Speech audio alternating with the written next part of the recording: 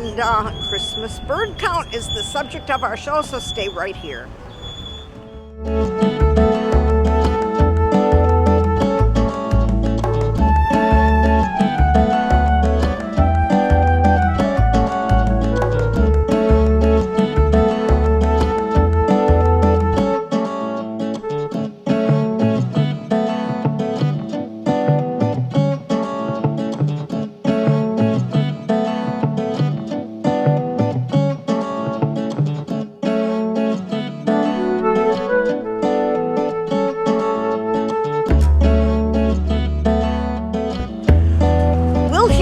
Eric Bolden, the compiler, about the Richland area Christmas bird count. All right, I did check, and after I kind of read what we were seeing here with Eric's PowerPoint, his number is correct, and so is mine, because he's going to give us information basically as an update from last year's bird count. So this year's bird count is 124. So we're both correct. So I wanted to make that clear. So on this opening day, and really it is, today is the first day, this very day, of the 124th annual Christmas bird count sponsored by the National Audubon Society. And it is very much a pleasure for me to welcome our program speaker, Eric L. Bolden. Richland Center's Christmas Bird Count Compiler is his title. Eric is a resident of Dothan, Wisconsin, took over this job in 2018 from his predecessor and a name familiar to many of us, Bob Hershey, who served as the local compiler for 50 years. In fact, Bob's comments were, when I actually originally contacted Bob to be here today, and that's when he told me, but here's an actual quote from Bob. Eric is a super birder, and I recommend him highly. So Eric, you could not have higher praise than from Bob Hershey. Prior to taking on this job, upon his retirement, Eric was a naturalist at Bethel Horizons near Governor Dodge State Park in Dodgeville, Wisconsin. For the next 30 minutes or so, we have the great privilege to hear from Eric as he gives us an update on our feathered friends and how environmental factors and other issues may be affecting what we are all seeing. So whether you live in Richland Center, Richland County, northern Grant County, western Sauk County, or closer to Crawford County, let's all welcome Eric L. Bolden, because I kind of doubt if our area's birds are paying too much attention to the city limits or the county line. So, Eric, take it away. The stage is yours. At least I don't think you're paying attention to the county line. So. You mentioned Bob. He just had cataract surgery on his eyes. And wasn't that long? Is this his first cataract surgery? I think so. Well, he's only done one eye, but he wasn't sure if he was going to be able to help with the count then this year. But I talked to him a couple days ago, and he said his seeing is incredible in the eye he had the surgery, and he's going to do the count Saturday. So, a little bit about myself. First, I grew up on a dairy farm just west of Viroqua, very near here.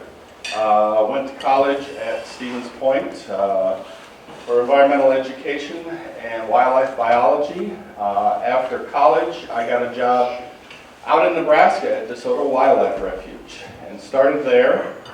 And then went on to Pontotoc Forest Nature Center, which is a nature center of about 1,200 acres right in Omaha. And from there, went out to the central part of Nebraska. Okay. I forgot to start. Start my timer. There. I gave you a couple of extra minutes there. And started a new nature center in the central part of the state called Crane Meadows Nature Center. Some of you may have been out along the Platte River to see the crane migration. Roger Torrey Peterson named it the #1 birding area in the world during the migration out there. They get almost 1 million sandhill cranes that come and stay for about a month, and at the same time they have 10 to 20 million ducks and geese that use the area as a staging area, and then all the shoalers come through. So it's an incredible birding area. And from there, I came back here to Wisconsin about 15 years ago. I was in Nebraska about 30 years. And I've been here about 15 years as the Environmental Education Director at Bethel Horizons. How many of you have ever been to Bethel Horizons? A few of you? I used to do a breakfast with the birds during the winter every Saturday morning. And we'd get anywhere from 10 to 30 people that would come, and we would talk birds and watch birds. I had a feeding station with about 40 feeders out, and we just had incredible birds there. So I had a lot of fun doing that. I retired a little over 2 years ago, and that's where I'm at now. So, we're going to talk a little bit about the upcoming Christmas bird count. This is the 56th consecutive year that Richland Center has had this Christmas bird count. And I say consecutive because there had actually been a few counts before that, and then they didn't do it for a few years. But from 1968 on, it's been done every single year. I'll tell you more about counting and how it works in just a bit, but it's sponsored by Audubon. Used to be that we would have to pay, everybody who participated had to pay $5.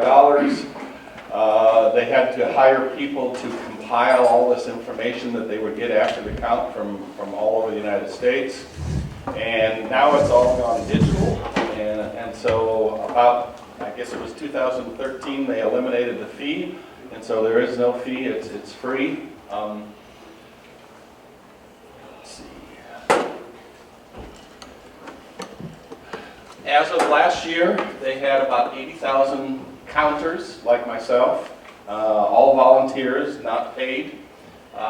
There were over 2,600 count circles done. A count circle is a 50-mile diameter area, and you count in that same circle year after year after year, which gives you all sorts of really good information on how the birds are doing, how the habitat is doing, which birds are decreasing or increasing, how birds are shifting from south to the north, all sorts of good information you get from that. And there are a lot of researchers then that use that information.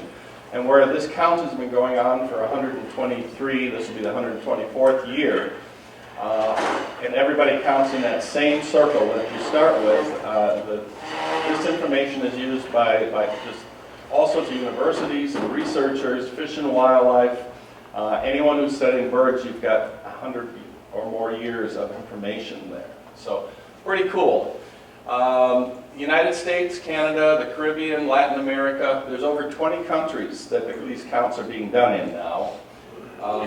It's considered citizen science. It's the longest running citizen science project. Some of you as teachers probably have participated in different types of citizen science projects. And again, it's free to all participants. This is a map that was done about 10 or 15 years ago of Wisconsin. Each one of the circles represents one of the 15-mile diameter circles that are going to be counting during this period.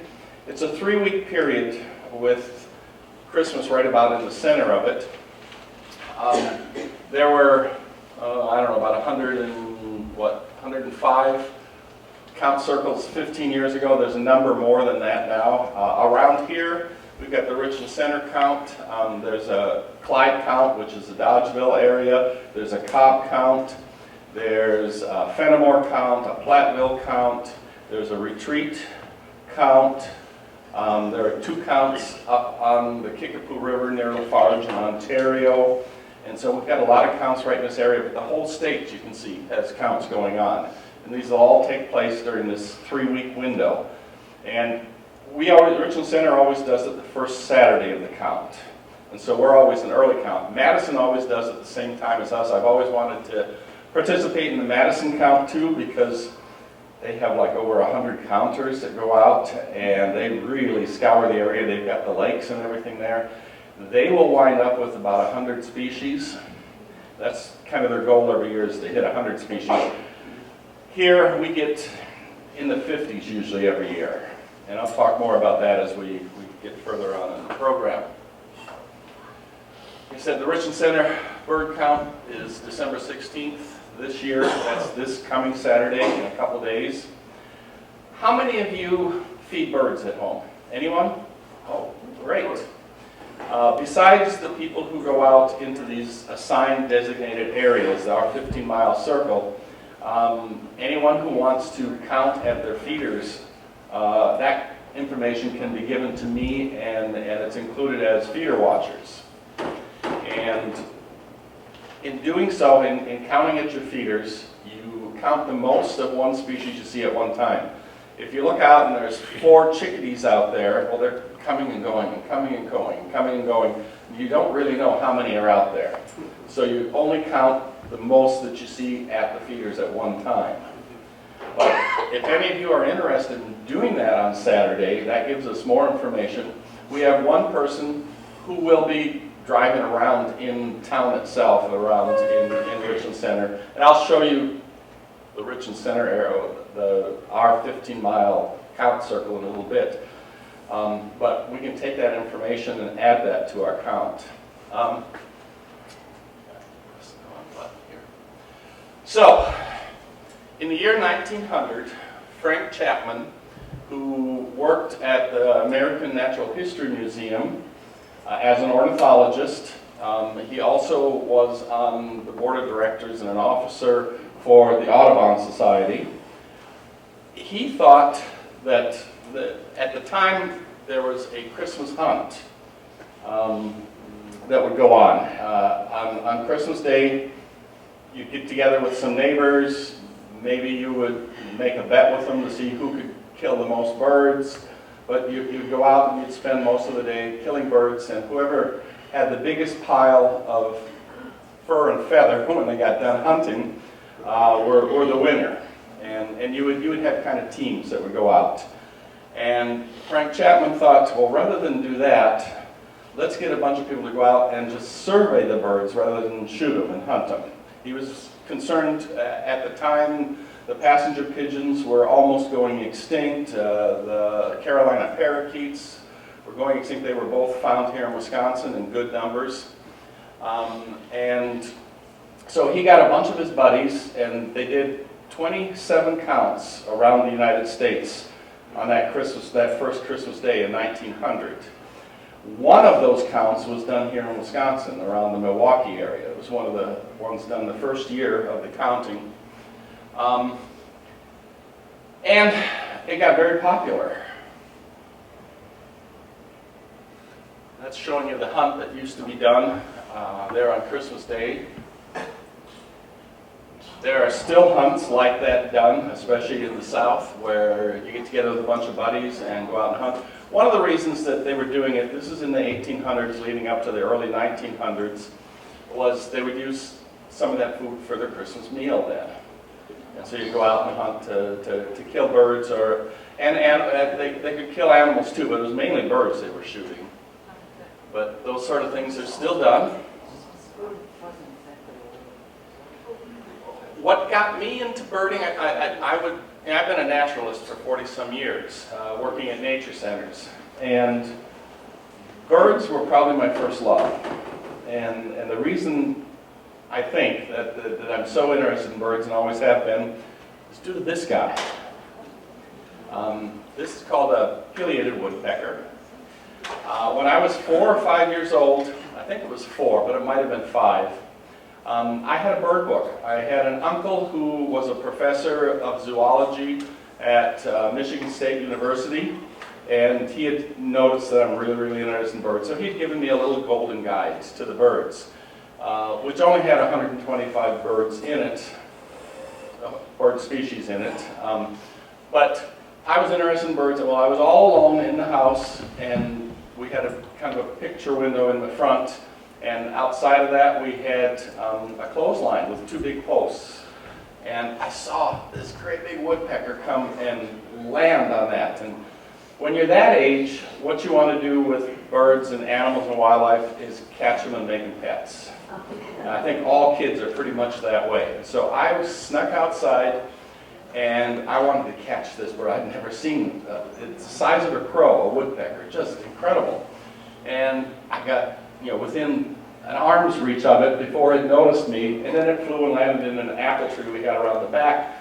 And I went back. I thought I would maybe be able to catch it back there, but it didn't let me get very close that time. But I went back in and started looking in my book, and this was that little golden guide with 120 species in it. It didn't have pileated woodpeckers in it, but it had this one in it, which looks almost identical to that. It was a little bit more white. This is the ivory-billed woodpecker.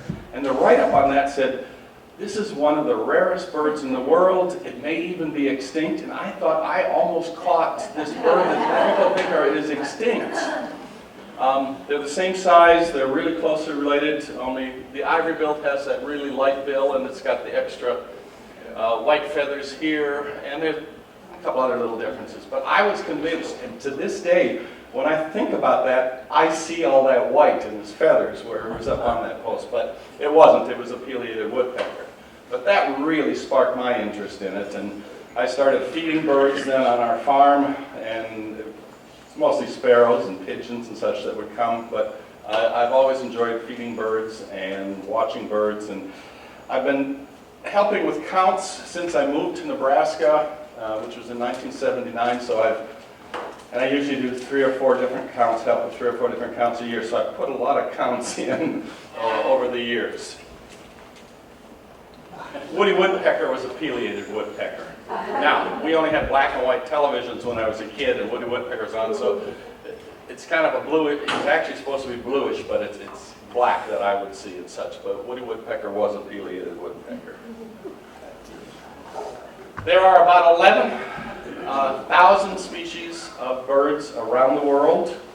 Of that 11,000, according to a survey done a couple years ago, 1,180 of those species have less than 5,000 birds left. And so there's a lot of birds that are really in danger, and they're decreasing. And these counts help us to monitor the health of the different species of birds. There are about 1,000 species in North America. You can see articles and such that will state up to like 2,000 different species. But that includes extinct birds and birds on tropical islands around North America and birds that were seen once flying through America, that sort of thing. But most people think it's right around 1,000 species for North America. Of those, about 650 species are migratory species. They leave this area. Migration is leaving one area, going to another, and coming back. If you don't come back, it's emigration. And so about 2/3, a little over half of all of our birds here in the United States and North America migrates and leave. Here in Wisconsin, it's up to 440, going into this year, it was up to 441 species that had been seen at least once here in the state. Now, not all of them are here every year, and that also includes extinct birds and such too, like passenger pigeons, which this was their main stronghold here in Wisconsin. On our typical bird counts, we will get 50 to 60 species. In total, for the 56 years that we've been doing the counts here in Richland Center, we've had 108 species that we have found during that time. I think it's about 15 of those species that have only been seen one time with one bird, and so some of them were pretty rare that way. This was a really, really strange and different late summer into fall year for birds here in Wisconsin. Some of the rarest birds we've ever had in Wisconsin have shown up in the last 2 months here. This is a roseate spoonbill that showed up around the Green Bay area. They're supposed to be, again, down on the coast, and they're a tropical bird. That was the first one to show up. Then we had 5 flamingos show up. And they started out by Milwaukee, Port Washington, then came over here onto the Wisconsin River by the Dells, and then worked their way up on the Wisconsin River to the Pentonwell flowage, and as of a few weeks ago had disappeared. And so we're hoping that they headed south, but again, they're not a bird that migrates. And so we don't know if they will make it back south or if the cold weather will get them. But that was the second group that showed up. Then we had the limpkins, which is another tropical bird found down along the coast. We had numerous limpkins show up here. There was one at Mount Horeb that I went and photographed and watched for a day and such. They eat snails, especially these large non-native snails. And this guy would go out, he would pick up a snail, walk to the shore, he had a little couple rocks over there and a little cache, and he would break it open, eat it, go back in, grab another snail, walk over, and he'd do that all day long, which was really fun to watch. They're a little bit, about almost the size of a crane, about the size of a great blue heron. And again, another one that should not be here, and they're reported in several different areas around Wisconsin. And then this one showed up. This is a Clark's nutcracker, which should be way out to the west in the Rocky Mountains and along the coast that direction. This was down by Madison. This was here as of still about 2 weeks ago, and I don't know if it's still here or if it moved on. That was an oddity. And then we have hummingbirds. Normally we have ruby-throated hummingbirds, and that's it here in Wisconsin. And that's what I always tell people, oh, we just have ruby-throated hummingbirds here. But we had at least two of these rufous hummingbirds show up. This is a male that was in Middleton, or it was Governor Nelson State Park. And it was still there up to a week or two ago, but then it left. So that's good. Hopefully it headed south. They do migrate. So this one probably knew to get out of here. And then there was also a female in Mount Horeb as of a couple weeks ago, but it was just seen for a day or two and then moved on. So we had that weird hummingbird here. This is a fulvus. Why can't I think of the name of it? I can't even remember the name of it. It's a duck from down south, and it's along the coastline. And again, I think this was either the first sighting of one in Wisconsin or one of the very few sightings ever in Wisconsin. And this one was in Middleton. And then this week, I think I may have missed, yep. Oh, the Annis hummingbird. Now this is a juvenile, so it's not as bright color, and you have to have the sun hitting them to get the bright colors from their bit. And Annis hummingbirds, I saw one in California this year, and I saw one in Arizona, but we don't get them here at all. And it was here through the first snowstorm over by Milwaukee. That's where this one was. The person had heated feeders for it, heated hummingbird feeders, and had plants that he would take in the house every night, and then as it warmed up so they could bring it brought out, he'd bring those out. And so it was doing very, very well. But again, we only have ruby-throated hummingbirds here, but this Annis showed up. And then this week, up at Devil's Lake, this is a rosy finch, the gray-headed rosy finch. And it's another bird. These are supposed to be out in the mountains, out in the Rockies. It just showed up. And there have been others. There's an ancient murrelet right now off of Green Bay, and this is again an ocean bird, especially Pacific. First one ever here in Wisconsin. Flamingos, the first time we've ever had flamingos in Wisconsin. So why are these birds all coming up here? Well, part of it could be due to global warming, but also when we have a lot of hurricanes, especially hurricanes that come up the eastern coast, it blows a lot of butterflies and birds and things that are tropical from down in Florida or whatever up into our area.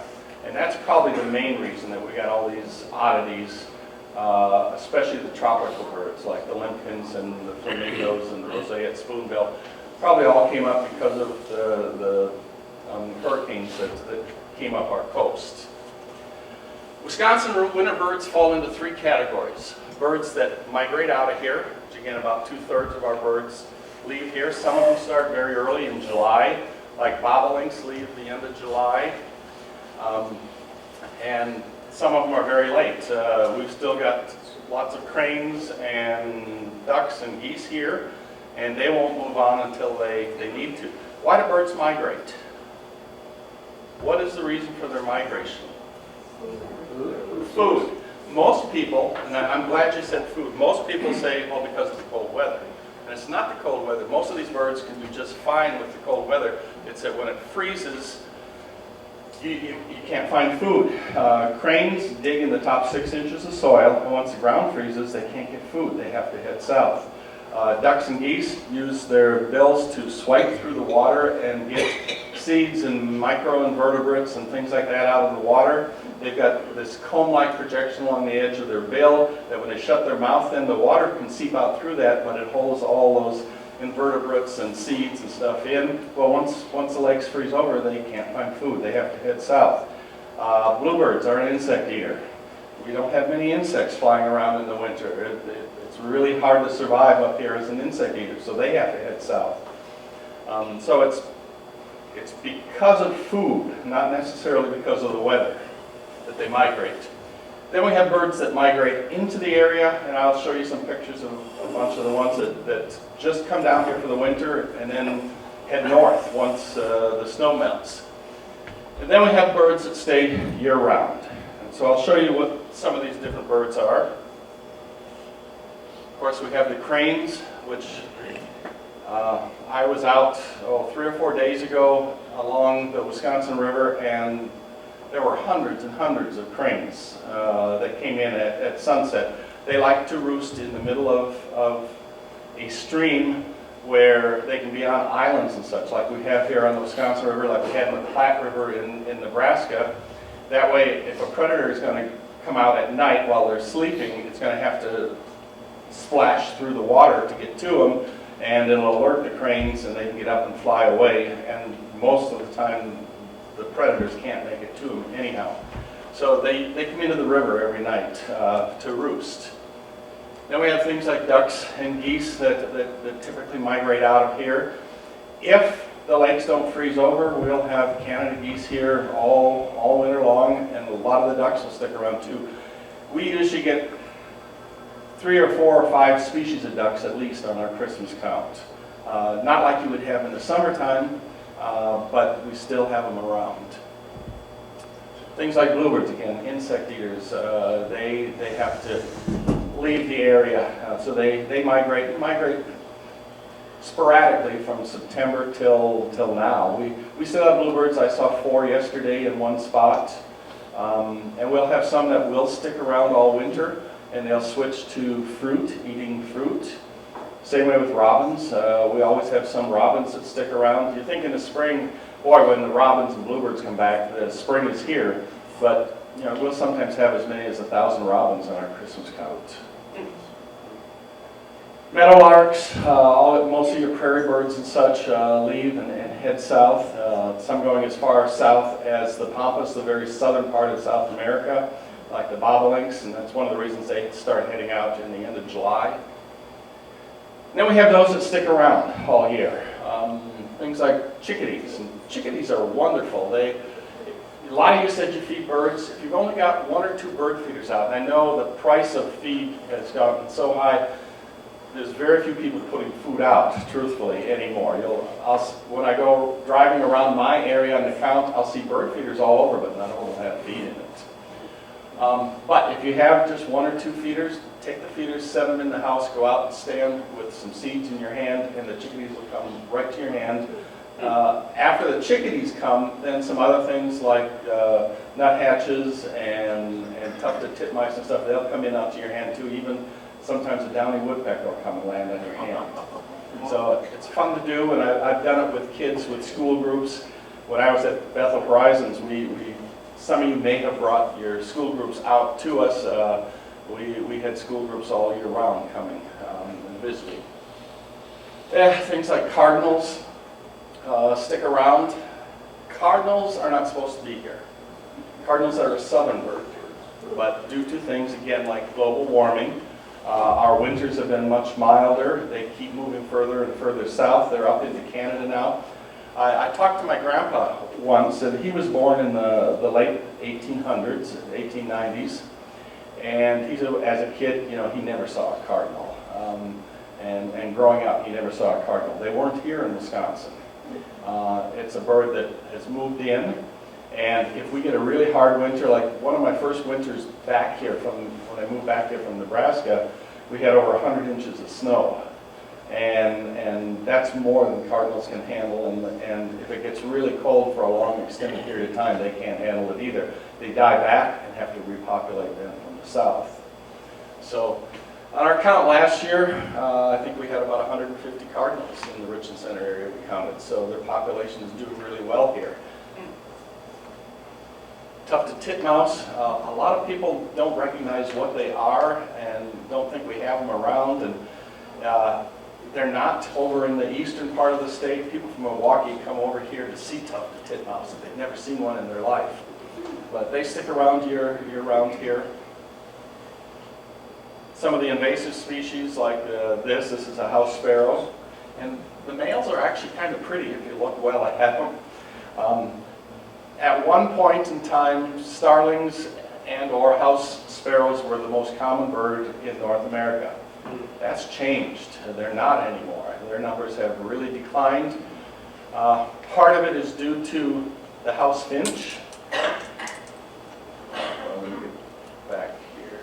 House finches are a little purplish colored bird. If you've got feeders out, you probably know what a house finch is. They're one of the most common birds now here in the Richland City area coming to our feeders.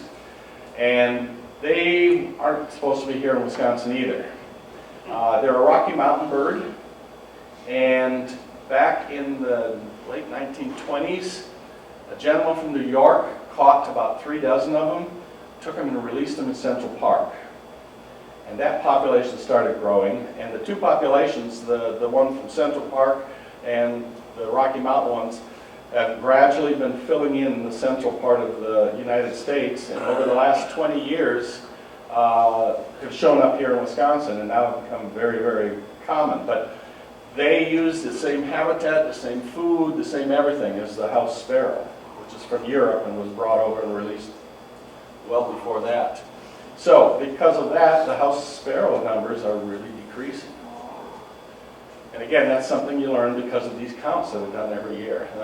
These house sparrow numbers, everybody's numbers are just really dropping.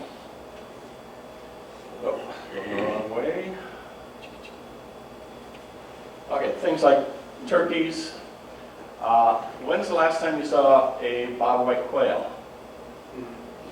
Or a ruffed grouse? Yeah. Growing up as a kid, they were everywhere on our farm. People used to come to our farm to hunt grouse and bobwhite quail.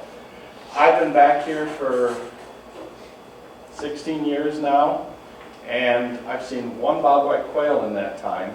And that was one of the first years I was back here, and I was in my backyard, and I heard a bobwhite quail call. I heard him call a couple times, so I started calling back to him with the... And all of a sudden, he came running full speed. I think he was the only one left in the area, and he thought maybe there was a female around. But Richland Center used to have the highest number of bobwhite quail on every count, if you go back 20 years. And we haven't had one for many years now on our count. We actually had a ruffed grouse 2 years ago. 2 years ago, I think it was. One ruffed grouse. That's the only one recorded in the 16 years I've been helping with the counts here. So again, we monitor that kind of thing through these Christmas counts where you're counting the same area year after year. And those are due to a number of things: change in habitat, predation and hunting, weather.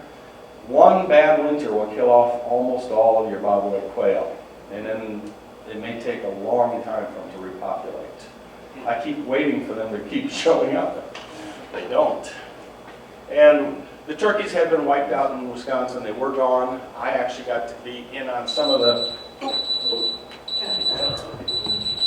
Start her over. Give me another thing.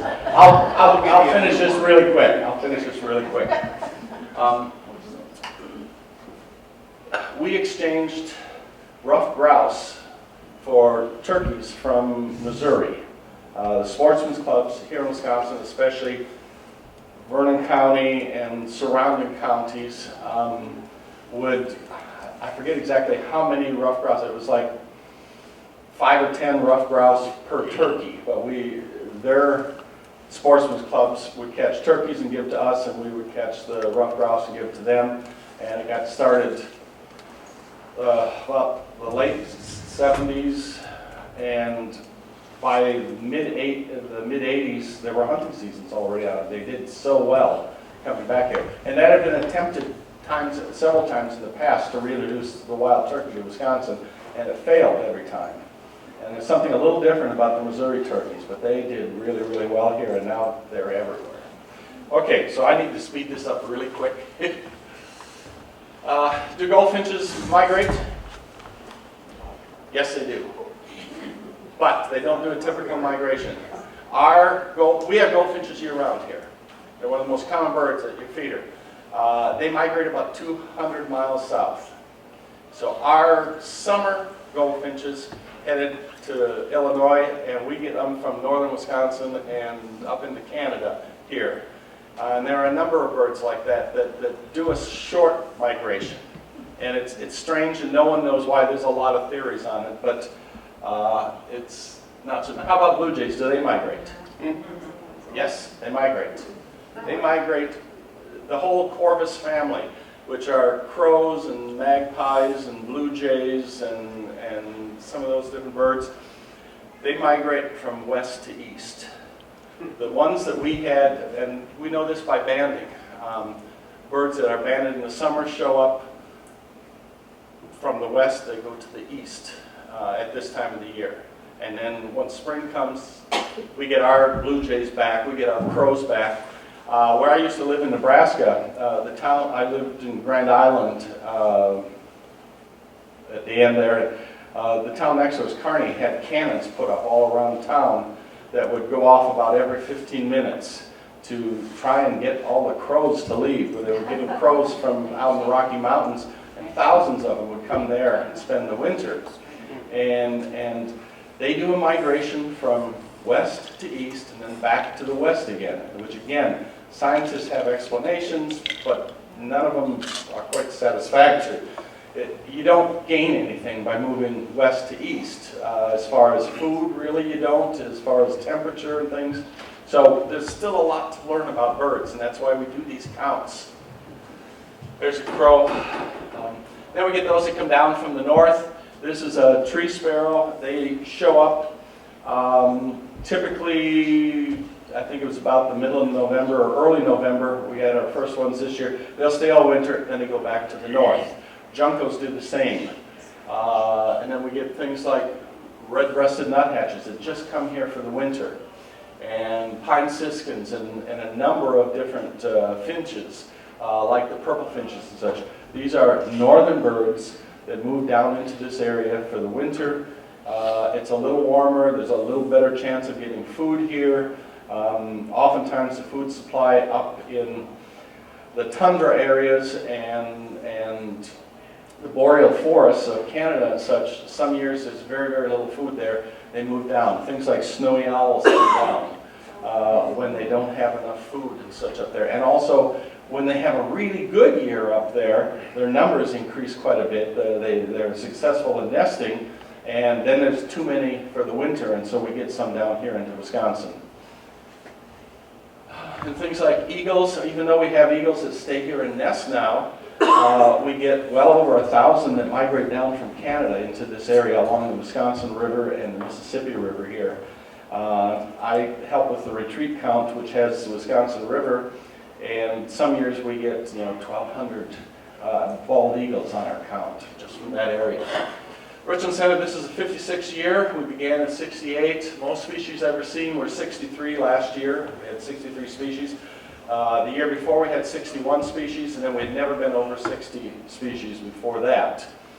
Most individuals of all the birds, 15,808 in the year 2000. Last year we had 13,000, which was an incredible occurrence because every year for the last about 10 years the number had been decreasing, and we were down to getting about 4,000 birds is all. And all of a sudden last year it jumped up to 13,000, but it was because of the weather. we had really warm weather like this, and it snowed the day before the count. And because of the snow, all of these northern birds, like juncos, were up right along the edge of the road where the road had been plowed, and they were able to get gravel and grit. You have to have that to eat as a bird. You eat rocks and stuff. They don't chew food. They swallow their food, and they have little rocks in their gullet, and it grinds it up. And so we had almost 4,000 of those birds last year were juncos. Just an incredible number of juncos and tree sparrows and these birds that had come down here, and they were all along the road, which made it really easy to count. There's our circle. Richland Center and Orion are kind of near the center of it. 15 miles, 7.5 mile diameter. We have it split into a lot of different areas. The most counters we've ever had is 49 counters going out, and you go out in parties in groups of 2 or 3. Sometimes you even have more than that, a carload, and you'll be assigned one of these areas like 6B or 10B, and you spend the day counting there. And you go through, you drive all the roads. If you have areas that you can get out and walk those areas, especially this year. The only way we're going to find birds probably is if we actually get out and do some walking, because everything's so open. But the good thing about this year is the water is all open too. And so we're going to have a lot of birds sticking around, including some warblers and things that you normally would not have at this time of the year. So that's our circle. It goes up to Ithaca, Richland Center, up to Eagle, Buena Vista, which is Gotham. I'm over in Gotham. My areas this year are, I'll be doing this area here and this area here, and I've got someone else doing this and all the way up and around. So that's how we do the count. I have lots more bird pictures, but I've used up my time. So. Well, we wish you all a Merry Christmas and other holidays that you may celebrate, and we hope you come back every week to watch our town.